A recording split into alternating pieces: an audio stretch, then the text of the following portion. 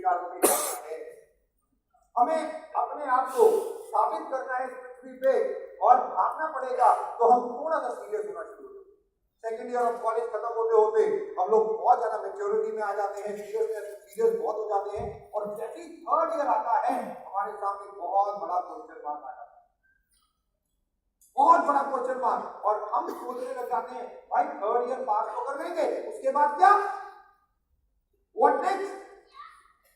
हमारे सामने कोई आंसर नहीं होता इस चीज का, कोई आंसर नहीं है हम सब लोगों के पास। जब हम कॉलेज में पास आउट होते हैं थर्ड ईयर में, ऑब्वियसली कुछ लोग चाहते हैं, कुछ बच्चे चाहते हैं कि वो हायर स्टडीज के लिए जाए, कोई एमबीए करता है, कोई डॉक्टरेट करता है, कोई इंजीनियर बनता है, कुछ भी। बट द मोस्ट इंपॉर्टेंट चीज, वो थर्ड ईयर के बाद तकरीबन 60% आज भी हिंदुस्तान में लोग जॉब के लिए ट्राई करते हैं।